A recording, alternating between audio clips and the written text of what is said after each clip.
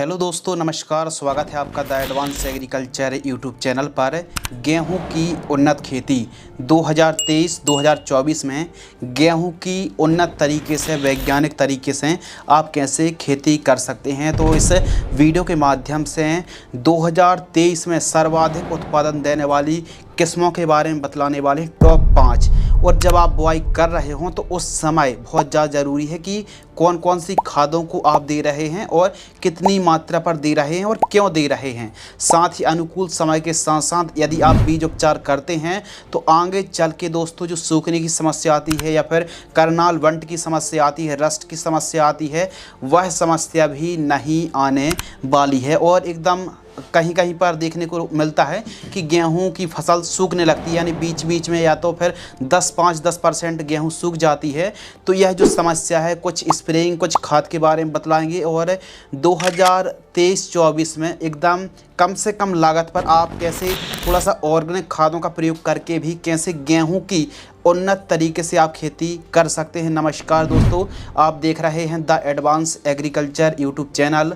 मैं हूं आपका होस्ट एंड दोस्त शिव कुमार और आज का जो हमारा विषय है वीट फार्मिंग, गेहूं की उन्नत खेती। सबसे पहले बात करते हैं टाइमिंग, अनुकूल समय। तो देखिए, गेहूं की खेती 3 प्रकार से ज़्यादातर की जाती है। एक तो अंगेती बुआई की जाती है, एक पछेती बुआई, एक समय में बुआई। यदि आप समय में बुआई करते हैं दोस्तों तो आप मध्य अक्टूबर से लेकर मध्य नवंबर के आसपास आपको बुआई कर देनी चाहिए। यानी अक्टूबर का अंतिम सप्ताह और नवंबर के पहले सप्ताह पर यदि आप बुआई करते हैं दोस्तों तो जो हमारी गेहूं की फसल है काफ़ी ठंडक रहती है मौसम में और एक अच्छी बढ़वार देखने के लिए मिलती है। अब जो किसान भाई मटर की खेती कर रहे हैं, एक बार 2 बार मटर की खेती कर रहे हैं, तो वे उन किस्मों का चुनाव करें, क्योंकि लेट फार्मिंग करेंगे गेहूं की तो ऐसी वैरायटी का चुनाव करें जो कि जल्दी तैयार होने वाली किस्म का चुनाव आपको करना चाहिए, जो जल्दी तैयार हो जाए। ऐसी किस्म का आप चुनाव और सिलेक्शन कर सकते हैं। बाकी गेहूं की आप खेती कर रहे हैं तो समय में बुआई के लिए मध्य अक्टूबर और मध्य नवंबर के आसपास का जो समय रहता है वो काफ़ी अनुकूल माना जाता है। बाकी जलवायु और तापमान 15 से लेके 38 डिग्री सेल्सियस तक का टेम्परेचर गेहूं की फसल के लिए ठंडे नम आर्द्र जलवायु की आवश्यकता पड़ती है। भूमि और खेत की तैयारी जो कि काफ़ी ज़्यादा इम्पोर्टेंट और अनिवार्य विषय है। तो देखिए, गेहूं की खेती आप कर रहे हैं तो मिट्टी जितनी ज़्यादा भुरभुरी होगी, खेत में साफ सफाई होगी, उतना ही अच्छा जर्मिनेशन देखने के लिए मिलने वाला है। तो आप गेहूं की खेती कर रहे हैं तो आपको सिंचाई स्प्रिंकलर से नहीं दोस्तों, बल्कि फ्लैट एरीगेशन से करना है। फ्लैट एरीगेशन से यदि आप सिंचाई करेंगे तो खेत समतल होना बहुत ज़्यादा ज़रूरी है। इसके लिए 1 से 2 बार आपको कल्टीवेटर चलवाना है, 10 फीट तोताल से पहली और दूसरी प्लोविंग कराना है। डिस्क हैरो या फिर रोटावेटर की मदद से मिट्टी को ठीक तरीके से भुरभुरी करा लेना है। कुछ इस प्रकार एकदम जो कि आप वीडियो पर देख रहे हैं, इस प्रकार एकदम खेत एकदम सफाई होना बहुत ज़्यादा ज़रूरी। पाटा लगाकर खेत को एकदम समतल करा लीजिए। खेत की चारों साइड साफ सफाई अच्छे से बनाकर रखना है आपको। जितने अच्छे तरीके से आप खेत की साफ सफाई करेंगे और खेत की जब आप तैयारी कर रहे हों तो उस समय 50 किलोग्राम जिप्सम का प्रयोग जरूर करें। जिप्सम बहुत ज़्यादा सस्ता होता है और उत्पादन बढ़ाने के लिए काफ़ी हेल्प करेगा सल्फर। जिप्सम में सल्फर होती है और सस्ता पड़ता है। तो जब आप खेत की तैयारी कर रहे हों 50 किलोग्राम जिप्सम और 1 ट्रॉली, कम से कम 1 ट्रॉली पकी हुई देसी गोबर की खाद प्रयोग आपको जरूर करना है जब आपके खेत की तैयारी कर रहे हों। तो इस प्रकार आपको खेत की तैयारी कराना चाहिए। अब बात करते हैं उन्नतशील किस्में। तो हर एक वैरायटी अलग अलग राज्य, क्लाइमेट्स कंडीशन, मौसम के हिसाब से अंगेती पछेती बुआई के हिसाब से वैरायटी भी अलग अलग तैयार की जाती है। लेकिन इस वीडियो के माध्यम से ऐसी 5 किस्मों के बारे में बतलाएंगे। इन किस्मों को दोस्तों आप खासकर मध्य प्रदेश, उत्तर प्रदेश, छत्तीसगढ़, पंजाब, हरियाणा, राजस्थान, गुजरात पर खासकर इन किस्मों का उत्पादन बहुत अच्छा है। बाकी अन्य राज्यों पर भी इन वैरायटी की आप बुआई करते हैं तो बहुत अच्छा उत्पादन देखने के लिए मिलने वाला है। तो इन किस्मों को आप अंगेती या फिर समय में या फिर थोड़ा सा लेट सोइंग भी करते हैं, बुआई करते हैं दोस्तों, तो अभी इन किस्मों से एक अच्छा उत्पादन आप निकाल सकते हैं। वैसे खासकर आप कोई भी नई वैरायटी को लगा रहे हैं तो थोड़ा सा आधा एकड़ पर, 1 एकड़ पर डेमो के रूप में उस वैरायटी को लगा कर देखिए। कोई भी नई वैरायटी को आप लगा रहे हैं तो डेमो के रूप में, ट्रायल के रूप में उस वैरायटी का परफॉर्मेंस आप देखिए। यदि अच्छा उत्पादन आपकी एरिया में, क्लाइमेट्स के हिसाब से यदि सूटेबल रहता है, बढ़िया उत्पादन रहता है, तो फिर उस वैरायटी के रकबे को आप और भी बढ़ा सकते हैं। ध्यान रखिए, बाकी भारत भर में सैकड़ों वैरायटी हैं, यह वैरायटी भी काफ़ी अच्छा उत्पादन देती हैं और काफ़ी किसान भाइयों की यह लोकप्रिय वैरायटी भी हैं। नंबर 1 श्रीराम सुपर 303 वैरायटी को आप लगा सकते हैं, जो कि सबसे टॉप में हमने रखा है। इसके अलावा GW 322 को लगा सकते हैं, पूसा तेजस को लगा सकते हैं। ध्यान रखिए दोस्तों, यदि आप खाने के पर्पज़ से लगा रहे हैं, खाने प्लस बेचने के पर्पज़ से लगा रहे हैं, तो श्रीराम सुपर 303 जो वैरायटी है यह काफ़ी टेस्टी, काफ़ी स्वादिष्ट और रोटी काफ़ी सफ़ेद आती है। इसके अलावा GW 322 भी खाने में काफ़ी अच्छी वैरायटी है, लेकिन जो पूसा तेजस जो वैरायटी है खाने में उतनी खास नहीं लगी है, यानी केवल बिक्री के पर्पज़ से और एक अच्छा उत्पादन आप निकालने की सोच रहे हैं तो पूसा तेजस पर आप जा सकते हैं। इसके अलावा नंबर 4 पर जो किस्म रखी है वो है करण वंदना। तो जो करण वंदना है ये भी काफ़ी किसानों की पसंदीदा वैरायटी है, इसको भी आप लगा सकते हैं। और नंबर 5 पर जो वैरायटी है HD 2967 वैरायटी को भी आप लगा सकते हैं। तो श्रीराम सुपर 303, GW 322, पूसा तेजस, करण वंदना और HD 2967 यह 5-6 वैरायटी हैं, बहुत ही अच्छा उत्पादन देखने के लिए मिलता है। बाकी आपकी भूमि किस प्रकार की है, क्लाइमेट्स, जलवायु और साथ ही कैसी आप केयर कर रहे हैं, कैसी फर्टिगेशन, कैसी सिंचाई कर रहे हैं, भूमि कैसी है, इन सभी फैक्टर पर भी उत्पादन काफ़ी ज़्यादा डिपेंड करता है। हो सकता है कि बाजू वाले के खेत पर वही वैरायटी लगाई है, दूसरे गांव वाले ने भी वही वैरायटी लगाई है, उत्पादन का फ़र्क देखने के लिए मिल सकता है। तो भूमि, जलवायु, क्लाइमेट कंडीशन काफ़ी ज़्यादा जो फैक्टर हैं वो डिपेंड करते हैं उत्पादन पर। फिर भी आप एक अच्छी किस्म लगाइए, बेस्ट किस्म का चुनाव करिए और खेत की तैयारी, प्रॉपर इरिगेशन, फर्टिगेशन, जो न्यूट्रिशन है प्रॉपर पूर्ति आपको करनी चाहिए और समय में आपको बुआई करनी है, पहली बात है। इसके हिसाब से आपको वैरायटी का चुनाव करना चाहिए। प्रति एकड़ सीड्स यदि आप गेहूं की बुआई कर रहे हैं तो आप मशीनरी विधि से बुआई कर रहे हैं तो 40 किलोग्राम से लेकर अधिकतम 45 किलोग्राम सीड्स की रिक्वायरमेंट पड़ने वाली है। और यदि आप छिटका विधि से आप खेती कर रहे हैं तो आपको 60 किलोग्राम तक सीड्स की रिक्वायरमेंट पड़ने वाली है। यदि आप हाथों से छिटका विधि से आप बुआई करते हैं तो कुछ सीड्स मिट्टी की ऊपरी सतह पर पड़े रहते हैं, जिससे पशु पक्षी उनको खा जाते हैं, तो थोड़ा सा 10 kg के आसपास हमको ज़्यादा ही बुआई करनी पड़ती है। तो इसलिए आपको सीडरल मेथड से खेती करनी है, बुआई करनी है, ताकि हमको निराई करने में, निराई गुड़ाई करने में भी आसानी हो जाती है, सिंचाई करने में आसानी होती है। तो गेहूं की खेती आप पंक्तिबद्ध तरीके से ही आपको बुआई करनी चाहिए। तो 1 एकड़ में आप घर का बीज लगा रहे हैं तो 50 किलोग्राम, और यदि आप सीड बीज खरीद के लाए हैं तो उसको आपको 40 से 45 किलोग्राम सीड्स की रिक्वायरमेंट पड़ने वाली है। बाकी हाँ, घर का बीज हो या फिर आप खरीद के लाए हुए जो भी रिसर्च वाली वैरायटी हैं, दोनों को बीज उपचार करना बहुत ज़्यादा ज़रूरी है। जी हाँ दोस्तों, बीज उपचार ज़रूर करें। बीज उपचार करने से सूखने की समस्या नहीं आती है, विल्ट की समस्या नहीं आती है, और आगे चल के जो जड़ों में लगने वाले रूट रॉट हो या फिर डंपिंग ऑफ की जो समस्या है या फिर पीलापन की जो समस्या आती है, उससे एकदम कंट्रोल होने वाला है, कंट्रोल मिलने वाला है और स्वस्थ बढ़वार देखने के लिए मिलेगी। और स्टार्टिंग पर 0 दिन से लेकर 30 दिनों तक जो पीलापन की समस्या आती है, जड़ों में फंगस लगने की जो समस्या आती है, उससे यदि आप निजात पाना चाहते हैं तो बीज उपचार जरूर कर लीजिए। और बीज उपचार भी एक अच्छी फंगिसाइड से करिए। ज़्यादातर किसान भाई क्या करते हैं, बीज उपचार के नाम में UPL की साफ है, CM75 कार्बेंडाजिम, मैंकोजेब है या फिर थायरामिन से बीज उपचार कर देते हैं।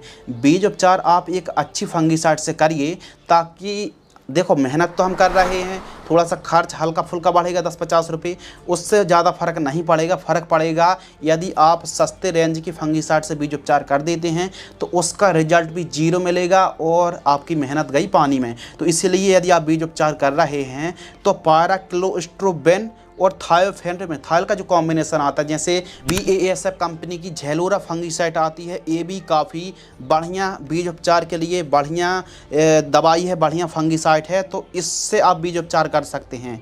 यदि आप 1 क्विंटल बीजों को उपचार कर रहे हैं तो 200 ml झेलोरा फंगिसाइड की रिक्वायरमेंट पड़ने वाली है। ठीक तरीके से बीज उपचार आपको करना है, 40 मिनट तक छांव में सुखाना है, और जो बीज है वो प्रॉपर बीज के चारों साइड जो फंगिसाइड वो चिपक जानी चाहिए। तो इस हिसाब से यदि आप बीज उपचार करेंगे तो उसका आपको भरपूर 100% आपको रिजल्ट मिलने वाला है। अब आपने दोस्तों बीज उपचार कर लिया, उसके बाद सबसे ज़्यादा ज़रूरी आता है बेसल डोज कि बुआई के समय हमको कौन कौन सी खादों का प्रयोग करना चाहिए। यह बहुत ही बड़ा विषय है, बहुत ही ज़रूरी विषय है, तो इसके लिए एक लाइक तो बनता है। देखिए बेसल डोज दो तरीके से आप प्रयोग कर सकते हैं। पहला बेसल डोज भी बहुत अच्छा है और दूसरा बेसल डोज भी बहुत ज़्यादा अच्छा है। जो आपको पसंद आए दोनों प्रति एकड़ की दर से जानकारी साझा कर रहे हैं। यह जानकारी हेक्टेयर के हिसाब से भी नहीं, यह जानकारी बीघा के हिसाब से नहीं, क्योंकि भारत भर में अलग अलग एकड़ में अलग अलग बीघे होते हैं। तो इसीलिए जानकारी साझा करेंगे प्रति एकड़ की दर से जानकारी साझा करेंगे और एक एकड़ में 43,560 स्क्वायर फीट होते हैं। चलिए दोस्तों आगे बढ़ते हैं। हम बात कर रहे थे बेसल डोज। बेसल डोज एक प्राइमरी न्यूट्रिएंट होता है। यदि हम प्रॉपर पोषक तत्वों की स्टार्टिंग पर पूर्ति करते हैं तो हमारी फसल की जो वनस्पतिक स्टेज होती है, प्रारंभिक की जो स्टेज होती है, उस समय यदि किसी पोषक तत्व की कमी रह जाती है तो बाद में हम खड़ी फसलों पर भी यदि कोई भी पोषक तत्व की पूर्ति करेंगे तो उतना अच्छा हमको रिजल्ट नहीं मिलता है। 20 से 30% ही रिजल्ट मिल पाता है। तो बेसल डोज बहुत ज़्यादा ज़रूरी है और हमारी फसल को डायरेक्ट मतलब पौधा ग्रहण कर सकता है। तो इसके लिए पहला जो कॉम्बिनेशन है, देखिए DAP di ammonium phosphate 1846 50 kilogram लेना है और MOP muriate of potash 30 kilogram single super phosphate. आप जो एसएसपी आप ले रहे हैं इसको आपको लेना है दानेदार वाली, दानेदार एसएसपी 50 किलोग्राम। और कहीं कहीं पर दीमक की समस्या भी देखने के लिए मिलती है, फिर सुंडी का प्रकोप भी देखने के लिए मिलता है, तो रीजेंट जीआर दानेदार इंसेक्टिसाइड 5 किलोग्राम। एक तो इस कॉन्सेप्ट को, इस कॉम्बिनेशन को आप ले सकते हैं। यह बहुत अच्छा है, बहुत बढ़िया काम करेगा, एक एकड़ में प्रयोग करना है। इसके अलावा आप चाहें तो दूसरे वाले को भी प्रयोग कर सकते हैं, जैसे NPK 12-32-16 75 kilogram, bentonite sulphur 5 kilogram, mycorrhiza 5 kilogram और रीजेंट जीआर दानेदार इंसेक्टिसाइड 5 किलोग्राम। तो यह जो दोनों कॉम्बिनेशन है, पहला वाला कॉम्बिनेशन ज़्यादा पावरफुल है, या फिर आप चाहें तो एनपीके वाला भी कॉम्बिनेशन आप ले सकते हैं। दोनों पर बुआई के समय गोबर की खाद जरूर प्रयोग आपको करना है। तो डीएपी वाला भी आप ले सकते हैं कॉम्बिनेशन, या फिर एनपीके 12-32-16 वाला भी कॉम्बिनेशन आप ले सकते हैं। अब यह जो कॉम्बिनेशन है, इस कॉम्बिनेशन पर देखिए पहले वाले कॉम्बिनेशन पर नाइट्रोजन, फास्फोरस, पोटेशियम, सल्फर की मात्रा है, कैल्शियम की मात्रा है, दीमक ना लगे तो फिप्रोनिल 0.3% इंसेक्टिसाइड है। तो यह जो कॉम्बिनेशन है दोस्तों, यह हमारी फसल की भी सभी पोषक तत्वों की पूर्ति करेगा। गेहूं में जिन जिन पोषक तत्वों की ज़रूरत है, तो पहला वाला कॉम्बिनेशन ही बहुत बढ़िया है। बाकी बात करते हैं कितनी दूरी पर हमको गेहूं की बुआई करनी चाहिए। तो आपको लाइन से लाइन की दूरी 7 से 8 इंच रखनी चाहिए। जी हाँ दोस्तों, 7 से 8 इंच बहुत सही है। पौधे से पौधे की दूरी आपको 4 से 5 सेंटीमीटर रखनी चाहिए। और जो डेप्थ है, गहराई है, गेहूं की बुआई 5 से 6 सेंटीमीटर गहराई पर आपको बुआई करनी चाहिए। लेकिन हाँ, बुआई करने की विधि, छिटका विधि और सीडल विधि दोनों ही फेमस हैं। सीडल विधि से आप बुआई करें, लेकिन बुआई करने से पहले भी कुछ सावधानी आपको रखनी है। क्या? जब आप बुआई कर रहे हो दोस्तों तो पहले पलेवा कर लेना है। पलेवा कर लीजिए, ठीक तरीके से खेत को गीला कर दीजिए एकदम फ्लैट इरिगेशन से। उसके बाद जब हल्की सी नमी हो या फिर हमारा ट्रैक्टर चल सके, सीडल मशीन चल सके, तो उस समय हल्के से गीले खेत पर आप बुआई करेंगे तो जो आप बुआई कर रहे हैं 100% अंकुरण होने वाला है। तो पलेवा करके यदि आप बुआई करेंगे, जैसे ज़्यादातर किसान भाई सोयाबीन की बुआई करते पहले पलेवा करते हैं, उसके बाद यदि आप बुआई करते हैं दोस्तों तो जर्मिनेशन और जो अंकुरण है वो बहुत शानदार तरीके से देखने के लिए मिलता है। लेकिन हाँ, जब आप बुआई कर रहे हो उसी दिन आपको बीज उपचार करना है। ऐसा नहीं है कि आपने 4 दिन पहले बीज उपचार कर लिया फिर 4 दिन बाद आप बुआई कर रहे हैं। बीज उपचार आपको तभी करना है जब आप बुआई कर रहे हैं, सोइंग कर रहे हैं। इन बातों को आपको ध्यान रखना चाहिए। सिंचाई, तो देखिए पहले तो आपको पलेवा करना है, फिर उसके बाद बुआई करनी है। और पहली जो दोस्तों सिंचाई है ना, वो लगभग 18 से 20 दिन के आसपास की फसल होती है, तब हमको पहली सिंचाई। और सिंचाई हम कह रहे हैं कि आप स्प्रिंकलर से ना करें, जो कि ज़्यादातर किसान भाई एमपी के और यूपी के ज़्यादातर किसान भाई क्या करते हैं कि स्प्रिंकलर एरीगेशन से सिंचाई करते हैं। लेकिन आप फ्लैट एरीगेशन से सिंचाई करें। इसके लिए आप चाहें तो खेत को आप छोटे छोटे पार्ट्स पर डिवाइड कर लीजिए, बेड बना लीजिए। उन पर छोटे छोटे यानी 1 एकड़ में 5 से 6 बेड बना लीजिए, खंड बना लीजिए और उनको अलग अलग भागों में, अलग अलग खंडों में बांट दीजिए, ताकि सिंचाई सिंचाई करने पर पानी ठीक तरीके से लग सके और पानी ठीक तरीके से फसल ग्रहण कर पाए। ऐसा ना कि हमने पानी चलाया और पानी एकदम पूरा बह गया, तो हिसाब से कहीं पानी एकत्रित भी ना हो, एकदम पानी खेत समतल जितना होगा। तो इस हिसाब से आपको फ्लैट एरीगेशन से 1 एकड़ को 5-6 भागों में बांट लीजिए खंडों पर। यदि आप बुआई करेंगे, सिंचाई करेंगे तो फिर बहुत फ़ायदा होगा। और गेहूं की फसल पर 4 से लेकर 5 सिंचाई की आवश्यकता पड़ती है। कुछ ऐसी वैरायटी भी होती हैं जिन पर कम सिंचाई या फिर असिंचित दशा पर भी उन वैरायटी का चुनाव आप कर सकते हैं। अब वे कौन सी वैरायटी हैं जो कि कम पानी पर या फिर कम समय पर तैयार हो जाती हैं, तो यदि इस टॉपिक पर कमेंट्स आएंगे तो हम बहुत जल्द लगभग 1 से 2 हफ्ते पर वीडियो बन के तैयार हो जाएगा। बाकी दोस्तों जो दूसरी सिंचाई है 40-45 दिन की फसल होती है, और जो तीसरी सिंचाई है जब हमारी फसल पर दाना या फिर गर्भ की अवस्था पर जब हमारी फसल होती है, तो उस समय यदि हम तीसरी सिंचाई करेंगे, दाना भरते समय यदि जब हम सिंचाई करेंगे तो बहुत अच्छा फ़ायदा होने वाला है। तो आवश्यकता अनुसार आपको 10 से 12 दिनों के अंतराल पर सिंचाई करनी चाहिए। और सिंचाई डिपेंड करती है भूमि पर। यदि हल्की भूमि है तो थोड़ा जल्दी सिंचाई करनी पड़ सकती है। वहीं आपकी काली मिट्टी है, काली दोमट भूमि है, तो थोड़ा सा अंतर को, गैप को आप बढ़ा भी सकते हैं। तो इस प्रकार आपको एरीगेशन करना चाहिए। बात करते हैं खरपतवार की रोकथाम, बीट कंट्रोल। तो गेहूं की फसल पर कई प्रकार के खरपतवार का जमाव होता है। यदि जमाव खरपतवार का हल्का फुल्का है तो मज़दूरों की मदद से, जैसे आप वीडियो पर देख रहे हैं धान की फसल लगी हुई है, मज़दूरों की मदद से इस धान की फसल पर कोई भी खरपतवार नाशक का स्प्रे नहीं किया है, हल्का फुल्का खरपतवार का प्रकोप था, तो मज़दूरों की मदद से निराई गुड़ाई कराई जा रही है, मज़दूरों की मदद से खरपतवार को बाहर कराया जा रहा है। इसी प्रकार गेहूँ की फसल पर भी यदि खरपतवार का जमाव है तो आप मज़दूरों की मदद से निराई गुड़ाई करें, खरपतवार को बाहर निकलवा सकते हैं। बाकी ज़्यादा खरपतवार का प्रकोप दिख रहा है तो ऐसी कंडीशन पर खरपतवार नाशक 2 प्रकार की होती हैं।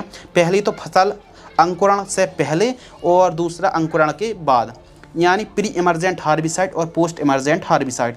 जब हमने गेहूं की बुआई की है, गेहूं अंकुरण से पहले ही जो खरपतवार नाशक स्प्रे की जाती है उसे हम प्री इमरजेंट हार्बिसाइड कहते हैं। जैसे पेंडामेथालिन 30% EC 800 ml 200 लीटर पानी में घोल करके आपको स्प्रे करना है। कब? जब आपने बुआई करी है 1-2 घंटे के अंदर, तभी। ये हो गई प्री इमरजेंट हार्बिसाइड। इससे क्या होता है कि जैसे हम प्री इमरजेंट हार्बिसाइड का स्प्रे कर देते हैं, खरपतवार का जमाव ही नहीं हो पाता है। लेकिन आप प्री इमरजेंट हार्बिसाइड स्प्रे नहीं कर पाए किसी भी कारणवश, या फिर उतने अच्छे रिजल्ट नहीं मिल पाते हैं, तो ऐसी कंडीशन पर आप पोस्ट इमरजेंट हार्बिसाइड का भी स्प्रे कर सकते हैं। जब हमारी गेहूँ की फसल 20-25 दिन के आसपास की हो जाए, या फिर खरपतवार 3-4 पत्ती के दिख रहे हैं, 5 पत्ती तक के खरपतवार का जमाव दिख रहा है, तो ऐसी कंडीशन पर आप पोस्ट इमरजेंट हार्बिसाइड का स्प्रे कर सकते हैं। लेकिन पोस्ट इमरजेंट हार्बिसाइड का आप स्प्रे कर रहे हैं तो ध्यान रखिए फसल को हल्का फुल्का झटका आएगा, पहली बात। दूसरी बात, आपको तभी स्प्रे करना है जब आपके खेत पर पर्याप्त मात्रा पर नमी हो। ज़्यादा खरपतवार का जमाव दिख रहा हो तो आप खरपतवार नाशक का स्प्रे कर सकते हैं। बाकी मशीनों की मदद से या फिर मजदूरों की मदद से निराई गुड़ाई आपको करानी चाहिए। खरपतवार नाशक पर UPL की वेस्टा आती है, इसको आपको लेना है 160 ग्राम, 200 लीटर पानी घोल करके आपको स्प्रे करना चाहिए। इससे उगने वाले चौड़ी पत्ती के, सकड़ी पत्ती खरपतवार आसानी से कंट्रोल हो जाएंगे। बाकी हम तो आपको सजेस्ट करेंगे कि खरपतवार नाशक स्प्रे करने से परहेज करें, इससे उत्पादन 1-2 क्विंटल एकड़ में घट जाता है। तो वैसी भूमि बंजर हो रही है, यदि साधन है, संसाधन है, तो निराई गुड़ाई करें, बेस्ट ऑप्शन है। चलिए आगे बढ़ते हैं, बात करते हैं खाद का शेड्यूल, यानी फर्टिगेशन शेड्यूल, न्यूट्रिशियन।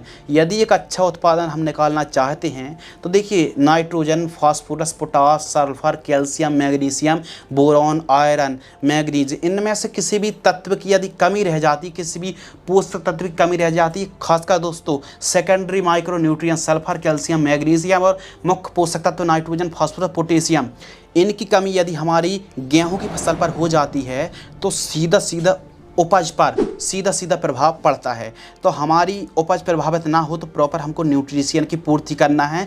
यदि देखिए आपकी भूमि थोड़ा अच्छी उपजाऊ है तो खादों को आप कम कर सकते हैं, लेकिन आपकी हल्की भूमि है, कम उपजाऊ भूमि है, तो खाद का शेड्यूल एक अच्छा आपको रखना पड़ेगा। गेहूं की फसल पर फर्स्ट खाद बुआई से 25 से 30 दिन के आसपास की फसल होती है तो यूरिया और उर्वरक खाद 45 किलोग्राम लेना है। Zinc sulphate 4 kilogram. अब जो जिंक सल्फेट है दोस्तों 33% 30% वाली आपको जिंक सल्फेट लेना है 4 किलोग्राम। और सागरिका दानेदार, जो इफ्को कंपनी की सागरिका दानेदार आती है, सीवीड एक्सट्रैक्ट है, इसको आपको लेना है 10 किलोग्राम। इन तीनों को ठीक तरीके से आपको मिक्स कर लेना है और प्रति एकड़ जड़ों के पास दे करके आपको फ्लैट एरीगेशन से सिंचाई करना है। ये हो गई पहली खाद, जिसमें नाइट्रोजन है, जिंक है, सल्फर है, सीवीड है, तो इनको मिक्स करके आपको प्रयोग करना चाहिए। इससे फ़ायदा ये होगा कि बढ़वार में बहुत ज़्यादा हेल्प होगी और जो ज़्यादा फुटाव है, ज़्यादा किल्ले की संख्या है, वो ज़्यादा आने वाली है। तो पहली खाद स्ट्रॉन्ग रखिए। सेकंड खाद, जब हमारी बुआई से गेहूँ की फसल 50 से 55 दिन के आसपास की होती है, तो यूरिया उर्वरक खाद आपको लेना 30 किलोग्राम से लेकर 45 किलोग्राम के मध्य।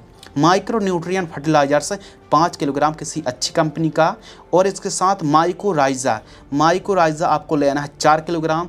आप चाहें तो माइकोराइजा की जगह बायोजाइम 10 किलोग्राम ले सकते हैं, या फिर माइकोराइजा 4 किलोग्राम, दोनों में से कोई एक। और बोरॉन, अब चमक क्वालिटी दानों की जो टेस्ट है उनको बढ़ाने के लिए बोरॉन का प्रयोग आपको ज़रूर करना है। V20% वाली बोरॉन आती है, इसको आपको लेना है 1 किलोग्राम। बोरॉन का प्रयोग करने से जब हम मार्केट में अपनी उपज को ले जाएंगे तो वहाँ सबसे ज़्यादा देखा जाता है कि चमक कैसी है, हमारी उपज की चमक कैसी है। यदि चमक अच्छी रहती है, दानों का भराव अच्छा रहता है, एकदम चमक बहुत बढ़िया देखने के लिए मिलती है, तो 2 पैसा एक्स्ट्रा में हमारी गेहूं बिकती है। तो बोरॉन का प्रयोग आपको ज़रूर करना चाहिए। बोरॉन, और कहीं आपने स्प्रेइंग में NPK 13045 कैल्शियम बोरॉन का स्प्रे कर दिया जब हमारी गेहूँ दाने भराव की स्थिति पर होती, स्टेज पर होती है, तो उस समय वो भी हम कॉम्बिनेशन आगे बतलाने वाले हैं, थोड़ा सा आप सब्र रखना है। ये था फर्टिगेशन शेड्यूल।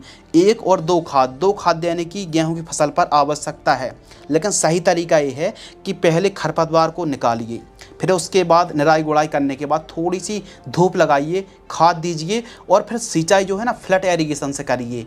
तो जैसे ज़्यादातर किसान भाई लहसुन की फसल पर फ्लैट एरीगेशन सिंचाई करते हैं, उस हिसाब से गेहूं की फसल पर फ्लैट एरीगेशन से open field farming, open field आप सिंचाई आपको करने से एकदम जो गेहूं की बढ़वार है, गेहूं ज़्यादा फुटाव लेकर बढ़ती है और पौधा एकदम मजबूत रहता है। अब दोस्तों बात करते हैं स्प्रेइंग शेड्यूल। तो देखिए, गेहूं की फसल पर बहुत ज़्यादा कीट का प्रकोप नहीं होता, बहुत ज़्यादा कीटनाशक स्प्रे नहीं करनी पड़ती है, लेकिन हाँ कभी कभी क्या होता है कि रस्ट का प्रकोप होता है, एफिड का प्रकोप होता है, दीमक का प्रकोप, वाइट ग्राब, उकठा रोग आता है, और सुंडी और कर्नल वंट की समस्या देखने के लिए मिलती है। कर्नल वंट यानी दाना काला पड़कर एकदम ख़राब हो जाता है, उपज को प्रभावित करता है। रस्ट भी काफ़ी ज़्यादा, कहीं कहीं पर पंजाब हरियाणा पर कुछ इलाकों पर रस्ट का प्रकोप लगातार थोड़ा बढ़ रहा है। तो यदि आपको लग रहा है रस्ट, जो कि आप वीडियो पर देख रहे हैं फोटो पर, ये है रस्ट के प्रकोप के कारण जो क्वालिटी है वो सीधी मतलब प्रभावित होती है, उपज कम हो जाती है। तो सुंडी का प्रकोप, सूखने की समस्या है, तो इसके लिए स्प्रेइंग आपको चलाना पड़ेगा। और आपको बतला दें कि ज़्यादा यूरिया का इस्तेमाल ना करना पड़े, ज़्यादा DAP का इस्तेमाल ना करना पड़े, तो इसके लिए एक कॉम्बिनेशन, ऑर्गेनिक कॉम्बिनेशन को चलाइए। आप जीवामृत को तैयार करिए। जीवामृत जब 7 से लेकर 10 दिन में तैयार हो जाए 200 लीटर, तो उसको आपको लगभग 1 एकड़ में सिंचाई के साथ प्रयोग करना है। इतना अच्छा फ़ायदा देखने के लिए मिलेगा कि जो आप पहली खाद दे रहे हैं उसको आपको आधा करके देना पड़ेगा। तो इसीलिए दोस्तों आप जीवामृत का, ट्राइकोडर्मा का प्रयोग ज़रूर करें। इससे सूखने की समस्या नहीं आती है, फसल में ज़्यादा कीटनाशक, ज़्यादा खाद देने की आवश्यकता नहीं होती है। तो इस हिसाब से दोस्तों आपको ऑर्गेनिक के लिए जीवामृत का प्रयोग जरूर करना चाहिए। बाकी स्प्रेइंग शेड्यूल पर जो प्रथम स्प्रे है, केवल एक स्प्रे की आवश्यकता है इनिशियल स्टेज पर। जब 60-70 दिन के आसपास की फसल होती है तो इनिशियल स्टेज पर आप एक फंगिसाइड और एक कीटनाशक स्प्रे कर दीजिए। यदि आपको लग रहा है कि हमारी गेहूं की फसल पर फंगस का प्रकोप है तो स्वाधीन फंगिसाइड आपको लेना है 40 ग्राम, और अलीका इंसेक्टिसाइड आपको लेना है दोस्तों लगभग 15 ग्राम। इन दोनों को मिक्स करना है, 15 लीटर पानी में घोल करके सिलिकॉन चिप को मिलाकर स्प्रे आपको कर देना है। कहीं कहीं पर समस्या देखने के लिए मिलती है, जो हमने वैरायटी के नाम बतलाए हैं उनमें गिरने की समस्या तो नहीं आती है, लेकिन कभी कभी हम जब ज़्यादा यूरिया, ज़्यादा नाइट्रोजन का प्रयोग कर लेते हैं तो गिरने की समस्या कुछ ज़्यादा ही देखने के लिए मिल जाती है। पर हवा चलने चलने पर लास्ट में पानी आनी गिर जाता है तो गिरने की समस्या आ जाती है। तो जब दाना भर रहा हो उस समय एक स्प्रे चला दीजिए तो गिरने की समस्या नहीं आएगी। तो गिरने से फसल को कैसे बचा सकते हैं, आपको दोस्तों लेना है लिहोसिन या फिर चमत्कार, दोनों में से कोई एक आपको लेना है। लगभग 20 ml बोरोन लेना है दोस्तों आपको 25 ग्राम, और इसके साथ NPK 13-0-45 आपको लेना है 100 ग्राम। 15 लीटर पानी घोल करके स्प्रे कर दीजिए। इससे दानों का भराव अच्छा होगा, इससे गिरने की समस्या नहीं आएगी, चमक बढ़ेगी। तो इन बातों को आपको ध्यान रखना चाहिए फसल को गिरने से बचाने के लिए। प्लांट ग्रोथ रेगुलेटर लिहोसिन या फिर चमत्कार 15 लीटर पानी में 20 ml की दर से आप स्प्रे कर दीजिए। कब? जब दानों का भराव हो रहा हो उस समय। इसके अलावा बात करते हैं लाइफ साइकिल। गेहूं की जो लाइफ साइकिल है, कहने को तो 120 से 130 दिन में तैयार हो जाती है, लेकिन कुछ ऐसी वैरायटी भी होती हैं जो 135 से 145 दिन तक का समय लग जाता है। लेकिन एक एवरेज, एक औसत जो टाइमिंग है 120 से 130 दिन के आसपास का समय लगता है। बाकी प्रोडक्शन के ऊपर दोस्तों बात करते हैं तो कैसी आपकी भूमि है, भूमि जलवायु क्लाइमेट्स वैरायटी पर काफ़ी ज़्यादा डिपेंड रहती है। अच्छी भूमि है, अच्छे से केयर करेंगे तो 27 क्विंटल से लेकर आप 32 क्विंटल आप उत्पादन निकाल सकते हैं यदि आप आधुनिक तरीके से खेती करते हैं। लागत के ऊपर दोस्तों बात करते हैं तो 10,000 रुपये से लेकर 15,000 रुपये तक आपको 1 एकड़ में लागत लगने वाली है। बाजार भाव 1 क्विंटल का 1900 से लेकर 2300 रुपये प्रति क्विंटल का रेट देखने के लिए मिलता है। बात करते हैं दोस्तों मुनाफा, तो गेहूं का उतना अच्छा मुनाफा तो नहीं हो पाता है जितना हरी सब्जी, मिर्च, टमाटर है या फिर बागवानी से हम कमाई कर पाते हैं। लेकिन फिर भी यदि आप गेहूं की खेती करते हैं दोस्तों तो सभी लागत को काट कर 1 एकड़ से आप 35,000 रुपये से लेकर 45,000 रुपये के आसपास कमाई कर सकते हैं। तो काफ़ी दिनों से किसान भाइयों कमेंट्स आ रहे थे कि 2023-2024 में गेहूं की खेती किस प्रकार की जाती है, इसकी संपूर्ण जानकारी डिटेल में जानकारी साझा की। यदि दोस्तों आपको लग रहा है कि गेहूं की फसल पर कीट या फिर फंगस का प्रकोप है, तभी आपको कीटनाशक फंगिसाइड की स्प्रे करने हैं। केवल गेहूँ की फसल पर 2 कॉम्बिनेशन देने की आवश्यकता है। तो आज की इस वीडियो के माध्यम से हमने गेहूँ की खेती के बारे में स्टेप बाय स्टेप संपूर्ण जानकारी, डिटेल से जानकारी साझा की। फिर भी आपके मन में कोई डाउट्स हैं, कोई सवाल हैं या फिर कोई भी क्वेश्चन है तो कमेंट सेक्शन खाली है, आप कमेंट्स कर सकते हैं, उसका रिप्लाई बहुत जल्द मिल जाएगा।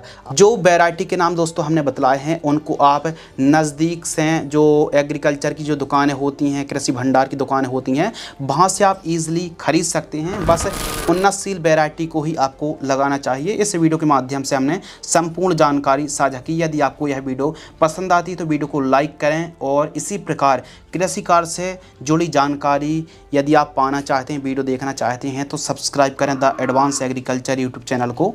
धन्यवाद।